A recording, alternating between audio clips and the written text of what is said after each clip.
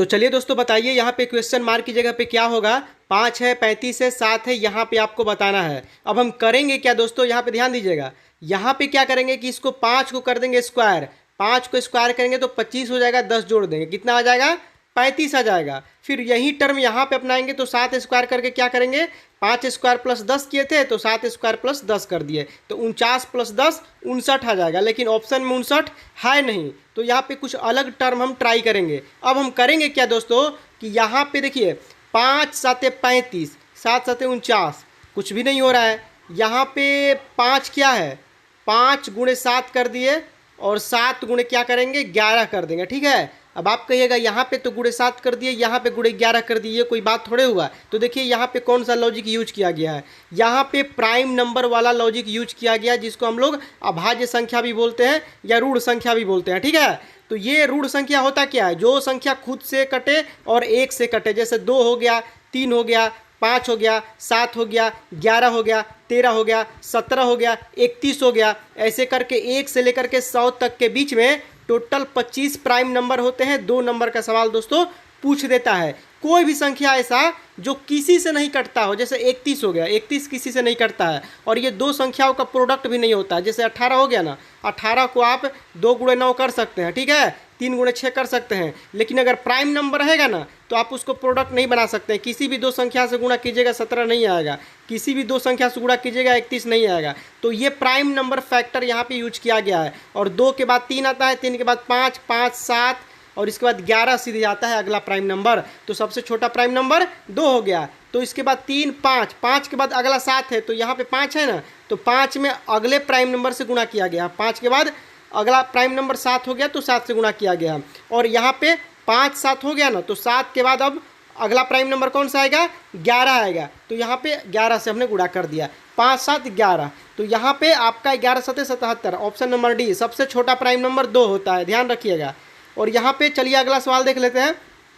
अगला सवाल है, किसी भी छोर से शुरू करने पे, किसी भी छोर से शुरू करने पे यदि किसी पंक्ति में आपका नंबर 11वां है तो यह बताइए कि पंक्ति में कुल कितने व्यक्ति हैं।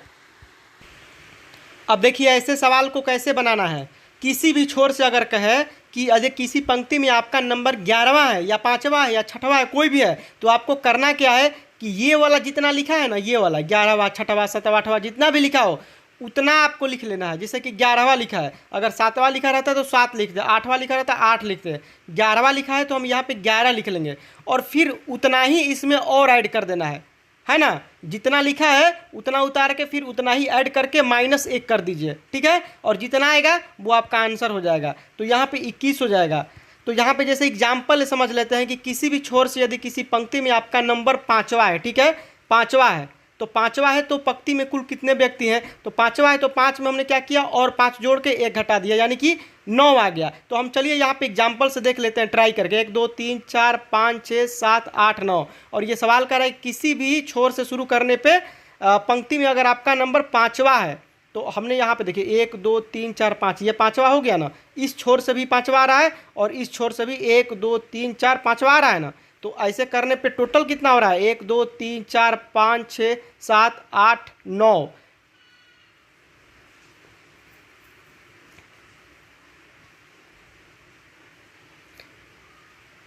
तो यहाँ पे कितना आ गया, 9। यहाँ पे कैसे हमने दिखाया, 5 5 10 और 1 घटा दिया तो 9 आ गया। उसी तरह से दोस्तों ये हमने ये ट्राई किया है, देखा है कि आ रहा है कि नहीं आ रहा है। तो यहाँ पे आपका 21 आपका ऑप्शन नंबर बी सही हो जाएगा। अब चलिए बढ़ते हैं अगले सवाल की तरफ। अब देखिए ये सवाल स्टेटमेंट एंड कंक्लूजन का बहुत ही ज़्यादा ट्रिकी सवाल है, इसको ध्यान से समझिएगा। यहाँ पे स्टेटमेंट है जिसको वक्तव्य कहा जाता है, इसी को हमें समझना होता है कि ये कह क्या रहा है। इसको अगर समझ गए तो फिर ये निष्कर्ष में आप मार दीजिएगा कि कौन सा सही होगा और कौन सा गलत होगा, इसको समझना आसान हो जाएगा। तो चलिए हम इसको ध्यान से समझते हैं। यहाँ पे लिखा है कि रवि के पास 5 पेन है। चलिए इसको समझ गए हम कि रवि के पास 5 पेन है। दूसरा स्टेटमेंट है कि कक्षा में और किसी के पास, मतलब कक्षा में और किसी के पास 5 पेन नहीं है। मतलब कि या तो 5 पेन है या फिर 5 पेन नहीं है। 2 बातें हमें पता चलती है स्टेटमेंट से। तो यहाँ पे निष्कर्ष क्या है कि कक्षा में सभी विद्यार्थी के पास पेन है। अब ये तो कोई बात नहीं है हुई, यहाँ पे कहीं भी जिक्र नहीं है कि कक्षा में सभी विद्यार्थी के पास पेन है। हमें तो स्टेटमेंट से केवल इतना पता चल रहा है कि रवि के पास 5 पेन है और कक्षा में और किसी के पास 5 पेन नहीं है। हो सकता है किसी के पास 3 पेन हो सकता है किसी के पास 2 पेन हो सकता है किसी के पास 9 भी हो, है ना। तो ये आपको पता नहीं चल रहा है, तो इसीलिए यह गलत हो जाएगा कि सभी विद्यार्थी के पास पेन है, ये यहाँ पे कंफर्म नहीं है। दूसरा है कि कक्षा में सभी विद्यार्थियों के पास 5-5 पेन है, ये भी भैया गलत है। क्यों गलत है कि केवल रवि के पास 5 पेन है और किसी के पास 5 पेन नहीं है, तो फिर कैसे कक्षा में सभी के पास 5 पेन हो जाएगा। तीसरा है कि कुछ विद्यार्थियों के पास 5 से अधिक पेन है, ये तो कोई बात नहीं हुई। यहाँ पे जब लिखा हुआ है कि रवि के पास 5 पेन है और कक्षा में किसी के पास 5 पेन नहीं है, तो 5 से अधिक पेन कैसे हो गया। तो यहाँ पे चौथा देखिए, चौथा कह रहा है कि कक्षा में केवल एक विद्यार्थी के पास पूरे 5 पेन है।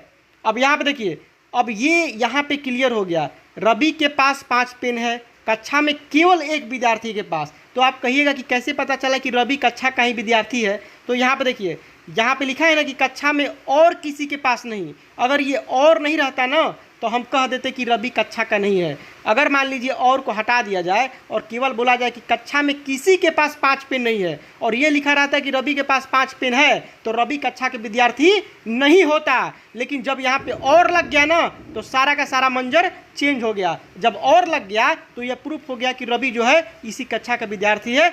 इसीलिए आपका जो चौथा स्टेटमेंट है वो सही हो जाएगा कि कक्षा में केवल एक विद्यार्थी के पास पूरे 5 पेन है और वो विद्यार्थी रवि है।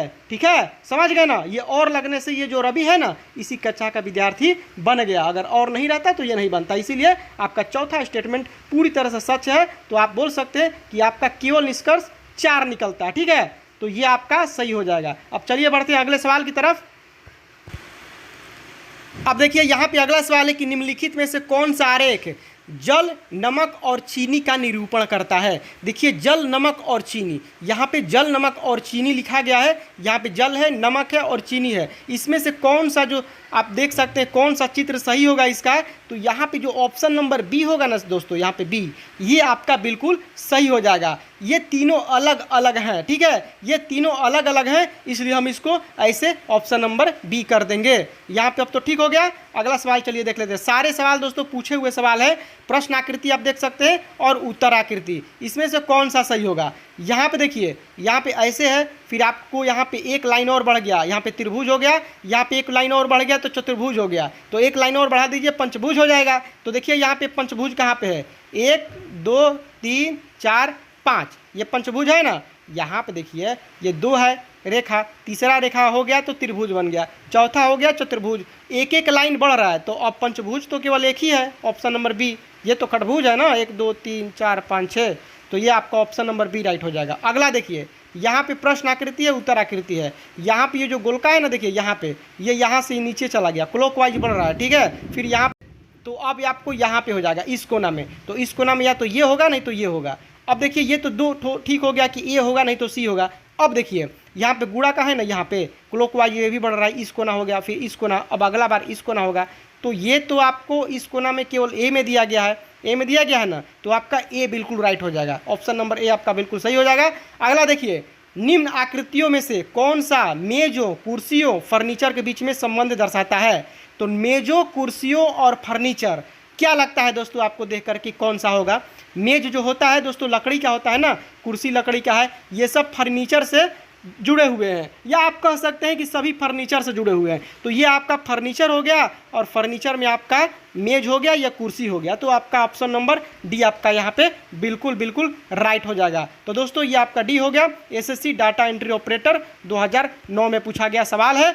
और वीडियो अच्छा लगे तो लाइक जरूर कर दीजिएगा और चैनल को सब्सक्राइब कर दीजिएगा। तो अभी के बस इतना ही, मिलते हैं आपसे नए वीडियो के साथ, तब तक के लिए इजाज़त दीजिए। जय हिंद, जय भारत।